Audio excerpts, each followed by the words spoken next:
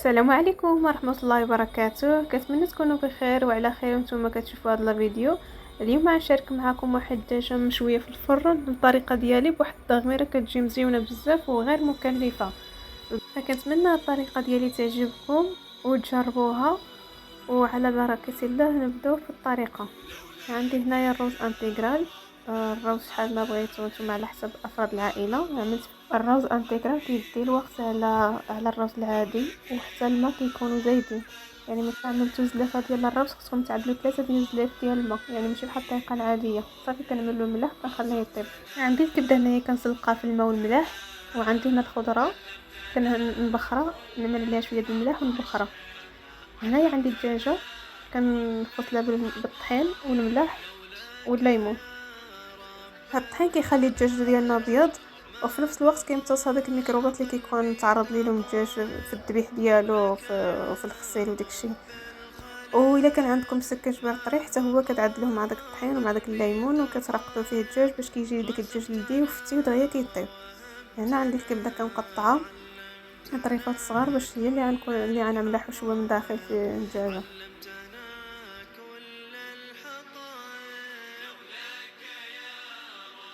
قطعت هذيك الكبده خليتها على جانب. دابا غنقطع واحد البصله كبيره مربعات. هذه هي اللي باش نعدل بها التغميره.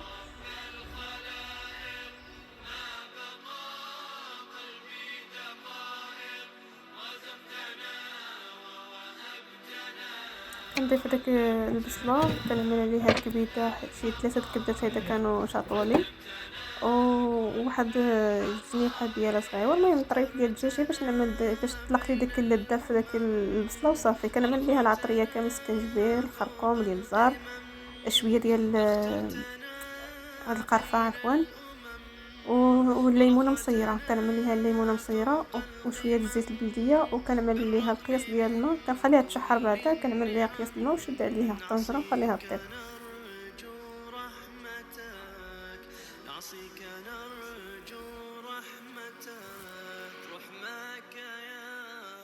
هنايا عندي واحد الليمونه متوسطه مصيره كنقطع هيدا طريفات صغار. والا كان عندكم الهشوار في الاول طحنوا كلشي الهشوار، في الهشوار طحنوا داك الزيتون وداك الليمون مصير ونزيدوا عليها الربيع والثومه وطحنوا كلشي في المولينكس في الهشوار عفوا.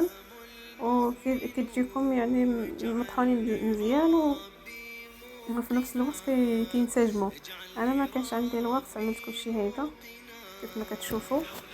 المهم هنا عندي الربيع، عندي 3 ديال الفصوص كبار ديال الثومه، عندي ديك الليمونه مصيره اللي قطعت، العطريه عندي الابزار، الخرقوم، السكنجبير، شويه ديال القرفه. عندي هنايا الزعفران شعره. الا ما كانش عندكم الزعفران شعره يمكنكم تعوضوه بالضمه ديال الزعفران الحر. عندي هنايا واحد المعلقه متوسطه ديال السمن يكون حار. هنايا كنخلط شويه كنخلط مزيان داك العطريه داك التشرميله، وكنبدا نشرمل بها الدجاجه ونخليها ليله كامله. كندخل فيها داك العطريه مزيان وكنبقى نتقب هيدا الصدر ديالها بيدي بحال ما كتشوفوا. كندخل هذيك العطريه داك التشرميله وكنغطيها ونخليها ليله كامله من الاحسن باش كتدخل داك الملح فيها وتدخل داك التشرميله كتجي لذيذه.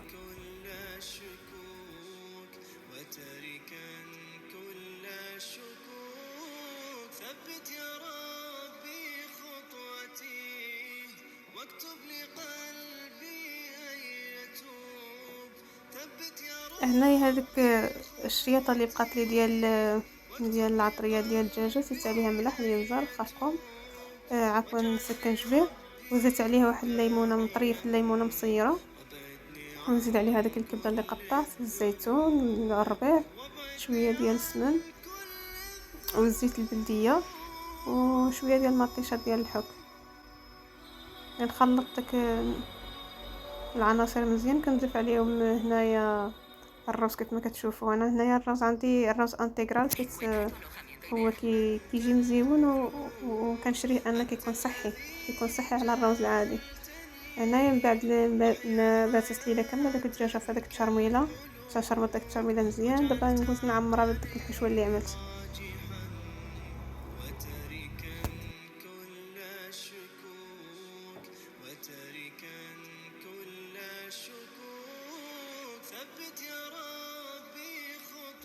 صافي كنعمر هذيك الدجاجه مزيان بهذاك الروز، وكندهن شويه بزيت البلديه باش تحمر مزيان في الفران، وكنشد لها الرجيلات باش ما يخرجش داك الحشوه. وصافي هدا شديت لرجلها باش ما تخرجش الحشوه قلنا، وكنعمل مع هذاك الروز اللي بقى لي، حيت حتى هو غنقدمه في الاخير معاها.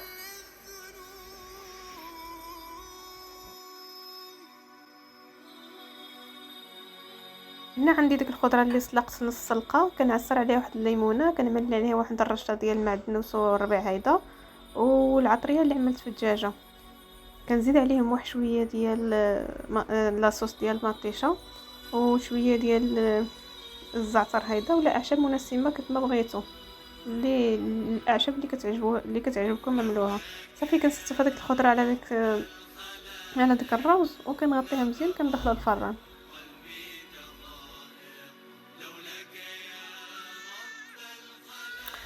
في المده ديال الطياب، انا دات لي ساعه ديال المكانه، حيت الدجاجه فيها 2 كيلو ونص، يعني كبيره شويش، ولكن العافيه كتكون مهيله بزاف باش طيب لكم الدجاجه مزيان، ما تبقاش فيها الدم ديال من داخل. من بعد ما خرجت من الفران كنزول هذيك الروز، وكنزيد ندهنها بشويه ديال السمن، وكندخلها تحمر في الفران عاوتاني من الجوانب كاملين. كنقلب هذيك الدجاجه وندهنها بالسمن، ونعاود نرجعها في الفران حتى كتحمر من الجوانب كاملين، وكنقدمها بهذا الشكل. هنايا ديك لاصوص، داك التغميره ديال البصل اللي عملت مع داك الطريف ديال الدجاج، وداك الطريفين ديال الكبده، هيدا كتجي على هذا الشكل هيدا. كنزيد عليها الزيتون والليمون مصير، وكيكون هذا هو الشكل النهائي ديال الدجاجه اللي دخلتها في الفران على الطريقه ديالي. صراحه كتجي مزيونه بزاف، احسن ديال المطاعم كاع، وشحال ما خليتوها كتشرمل، شحال ما كتجيكم لذيذه وبنينه وفتيه في نفس الوقت، وما كديش معكم الطياب بزاف. وحتى ديك الخضره اللي عملت معاها جات مزيانه، طلقت فيها داك اللذه ديال الدجاجه وداكشي، جا المذاق ديالها مزيون بزاف، وكنتمنى تعجبكم. والى اللقاء في فيديو اخر ان شاء الله، وبالصحه والراحه، والسلام عليكم ورحمه الله وبركاته.